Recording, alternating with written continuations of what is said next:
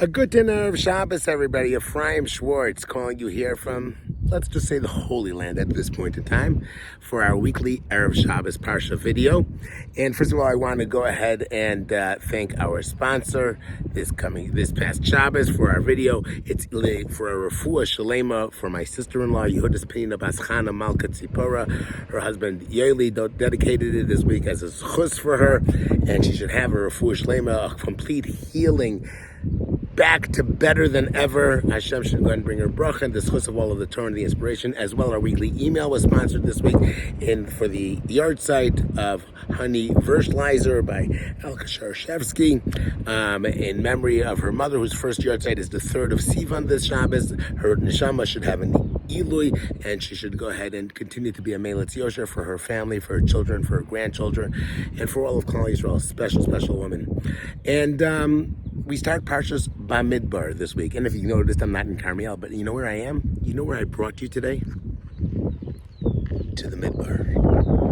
Yes, I'm sitting right here in Midbar, Yehuda, Midbar Zif, behind me. This is where David HaMelech wandered. This is where David HaMelech was. What a better place to go ahead and start Parshat Bamidbar, but actually in the Midbar. And it is just such a magnificent place, the Midbar. And we're told that we read this Parsha every single Shabbos before Shavuos. The reason why we read it before Shavuos is because there's something in here that's going to go ahead and to connect us, to give us, it starts off at Midbar Sinai, Bahar Sinai. And I'm standing in front of the shul here. And the people that are here, we have 4 families that have moved up here. It's called Chavat Arugot. And they came here and they started this yeshiva. We're going to learn more about it over Shabbos. But I was here about a week and a half ago for Achnasa Sefer Torah that was dedicated in memory of my uncle Mendy Klein. And I was blown away by just the beauty of the Midbar, to be in the place where David HaMelech composed Tehillim. What an incredible, powerful place. And as I started being Ma'aver Tzedra, and you read about Bamidbar Sinai, you're looking for that inspiration before Shavuos. And what do we find in the inspiration before Shavuos? Counting Bnei Yisrael, this tribe and that tribe, Moshe Rabbeinu going and counting and all the names, and this many in this tribe and that many in this tribe. And we're told that Hashem is always counting Bnei Yisrael. Malamed Shvachim, right? That mitoch chibasam, because of the love that Hashem has, Monan, he counts them kol shah, every hour. And why is there love in that? Why is the counting of that showing a sign of love? I mean, one thing it says, like a person's mamash because you count your money. What about people? You're counting them. That gives you, and it's counting them, not just counting them, but giving them names, each person.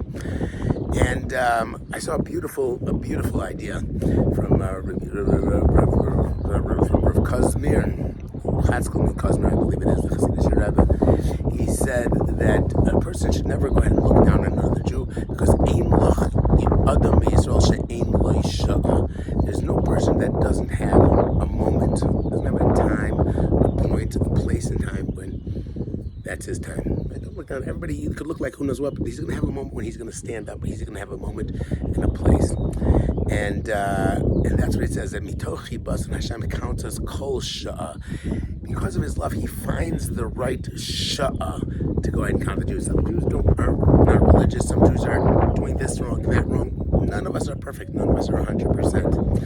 I always used to tell when I was talking to conservative Reform Jews, when they say, what's the difference between conservative, Reform, Orthodox? And I hate labels, because labels are just something that you put on yourself. And they say, you know what, most conservative, most Reform, most Orthodox. The way we define ourselves is by our observance level. So if I'm 90% observant, I'm Orthodox. I'm 70%, I'm conservative, modern Orthodox, left-wing. 50%, I'm going to be, Reform. 30%. At the end of the day, none of us are 100%, and none of us are 0%. We're all trying to be better.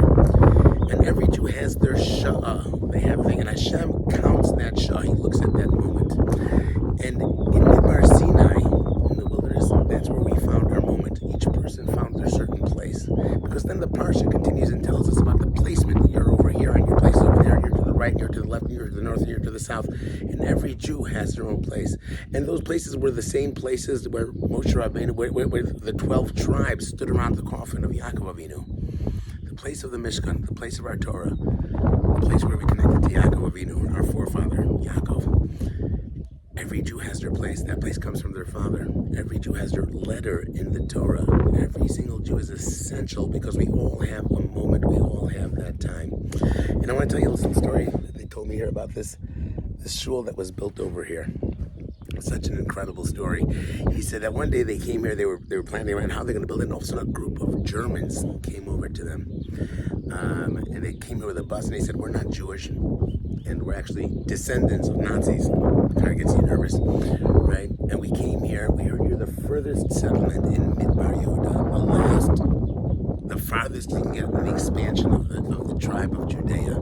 And we want to come here, we're all carpenters now, we want to make amends for what our parents did, and our grandparents did, and we want to help you build. And they stayed here for a week with them, and they bonded with them, and they built bit by bit. And they were cutting, working hard. These former children of the Nazis. And he's telling me, on the last day, they were there. They said, there were men and women. He said, so Ari tells him, Yossi, what they're going to do? They're going to go down. The women are going to go down to the vineyards and help go ahead and pick the grapes. And the men are going to go up north, up to the top over here. They're going to help build the shul. So Ari gets up in front of them and he says, okay, today, what are we doing? They're eating breakfast together. He goes, today, you know what we're doing? All the women are going to go to the left and all the men to the right. And then he goes, what did I just say? You're telling a bunch of Germans. Women to the left, men to the right. And it was like an awkward silence over there. And then picked up later on. He goes, later that night, they're sitting in their dinner and they're schmoozing. He goes, I just want to apologize if I said something that was offensive to you. And he goes, no. He goes, they started laughing. And then he said, just sitting there, we're talking. Then we will go ahead and have laughter fill our mouths. And the German told him, this is an incredible thing. He said, they said, you go to the left, you go to the right. And today we're coming back here and you're telling us, go to the left and go to the right. The Jewish people are supposed to give the pointers for the directions for all of Klal Yisrael. You're to the north, you're to the south, you're to the east, you're to the west. Everything comes around the Torah and it expands out more and more and more. Every person has his place. And he goes, we're sitting over here and we had some Arabs that were helping us as well. And you have, Wolf, the German, is picking up the brick and handing it to Ahmed, right? The Arab, the child descendant of Yishmael and the descendant of Esav. And they're building a shul, a beautiful shul over here, handing it to Avram to go ahead and to Yossi to go ahead and to build a shul in Judea, because every Jew has his place. You come to the Midbar, it's a place where you hear that, where you feel the potential here, the creation here, and you feel that you're a partner in Hashem in that creation. That's the message we hear before Shavuos. Every Shavuos, we're going to go ahead and get back to that core when we're sitting in Midbar Sinai, and every Jew knew that they were loved by Hashem. Every Jew knew that he has a purpose, he has a Shabbos, he has a time when he's going to be able to stand up. And he has a place to the right, to the left, to the north, to the south. That's the lesson of Bamidbar that we read before Shavuos. That's the lesson that we're going to be a light to the rest of the world from. And I'm looking forward to an incredible Shabbos here, an incredible Yom Tov here that we're going to be having coming up Shavuos here in Israel. And hopefully by that time we'll hear the shofar blast. Az Yamalei Sechok Pino, Shiva Hashem, Shiva Siyam, Hashem will bring us all back here. We're to Shem to build the base of English. Have an awesome Shabbos.